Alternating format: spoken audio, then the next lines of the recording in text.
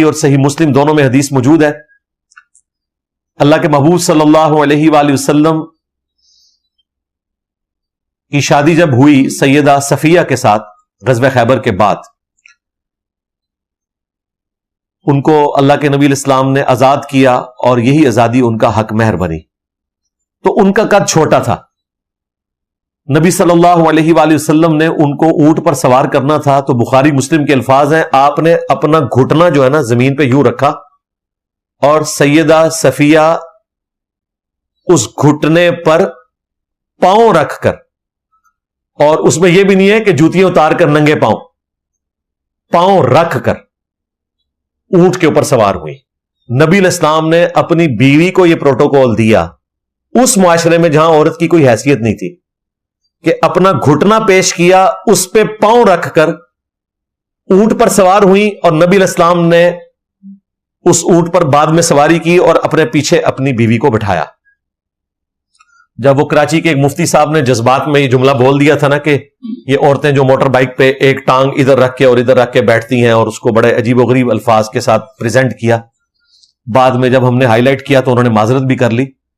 تو میں نے ان کے رد کے اوپر یہ دلیل رکھی تھی کہ موٹر بائک پہ دائیں بائیں ٹانگ رکھ کے بیٹھنا یہ ہماری ماں کی سنت ہے، کیونکہ اونٹ کے اوپر وہ دونوں ٹانگیں ایک طرف رکھ کے نہیں بیٹھتے تھے ورنہ تو گر ہی جاتے. یہاں پہ بھی اگر لمبا سفر ہو اور آپ سپیڈ پہ سفر کر رہے ہیں تو کمفرٹیبل عورتیں اسی وقت فیل کرتی ہیں جب وہ دائیں بائیں پاؤں رکھ کے بیٹھیں. اس لیے آپ دیکھتے ہیں کہ گاؤں کی عورتیں 30-40 کلومیٹر کا سفر اپنے خامدوں کے ساتھ بچوں کے ساتھ اسی طریقے سے موٹر بائک پہ کرتی ہیں. تو نبی علیہ السلام نے یہ عزت افزائی کی ہے عورت کی. بخاری مسلم کی حدیث ہے، میں اپنے بعد تمہارے لیے سب سے بڑی آزمائش تمہاری عورتیں چھوڑ کر جا رہا ہوں. عربی میں فتنے کا لفظ ہے، لیکن وہ فتنہ جو ہے وہ پنجابی والا نہیں ہے، عربی والا ہے آزمائش. یعنی اللہ کے نبی علیہ السلام نے فرمایا تمہاری بیویاں تمہاری آزمائش ہیں، اس کی بنیاد کے اوپر اللہ تعالیٰ نے تمہاری آخرت کا فیصلہ کرنا ہے. تو میرے بعد سب سے بڑی آزمائش تمہاری بیویاں ہیں، مراد یہ کہ ان کے ساتھ حسن سلوک کرنا. یہ بات نبی علیہ السلام نے بیویوں سے نہیں کی کہ تمہارے لیے میں آزمائش تمہارے خامن چھوڑ کے جا رہا ہوں.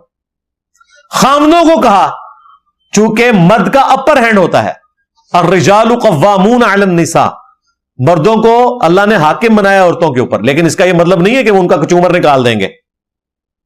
ذمہ داری دی ہے کہ ان کے لیے کھانا پینا اوڑھنا سیکورٹی اور رہائش یہ سب کچھ ارینج کریں گے. ایون بچوں کو دودھ پلانے کا خرچہ بھی سورۃ البقرہ میں آیا، مرد نے دینا ہے. یہ رسپیکٹ دی اسلام نے. تو نبی اسلام نے فرمایا اپنے بعد سب سے بڑی آزمائش عورتیں چھوڑ کر جا رہا ہوں، میرے بعد ان کے ساتھ تم نے حسن سلوک کرنا ہے.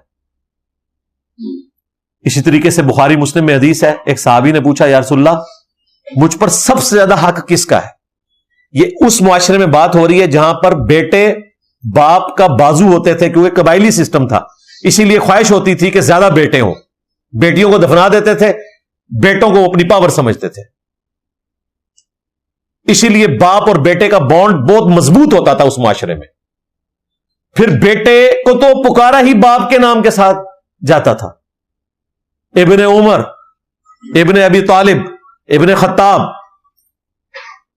اس معاشرے میں بخاری مسلم میں الفاظ ہیں، نبی علیہ السلام سے پوچھا گیا، ایک صحابی نے پوچھا یا رسول اللہ میرے سب سے زیادہ حسن اخلاق کا حقدار اس دنیا میں کون ہے؟ آپ نے فرمایا تیری ماں. اللہ اکبر کبیرہ والحمد للہ کثیرہ وسبحان اللہ بکرۃ واصیلا. پوچھا یا رسول اللہ ماں کے بعد کون؟ فرمایا تیری ماں. تیسری بار پوچھا اس کے بعد پھر کون؟ فرمایا تیری ماں. چوتھی بار پوچھا، کہا تیرا باپ. یعنی پہلے 3 درجے ماں کے اور پھر چوتھا باپ کا. حتیٰ کہ بخاری مسلم میں حدیث ہے، اسما بنت ابی بکر کہتی ہیں، حضرت ابو بکر کی بیٹی رضی اللہ تعالی عنہما وعلیہم السلام، کہ یا رسول اللہ میری ماں مشرکہ ہے، کبھی کبھار مجھ سے ملنے کے لیے آتی ہے، کیا میں اس کے ساتھ حسن سلوک کروں؟ آپ نے فرمایا دنیا میں معروف طریقے سے اپنی ماں کے ساتھ حسن سلوک کرو. مشرکہ تھی لیکن حسن سلوک کرنا ہے. سنن نسائی میں حدیث ہے جنت تیری ماں کے قدموں کے پاس ہے. یہ رسپیکٹ دی گئی.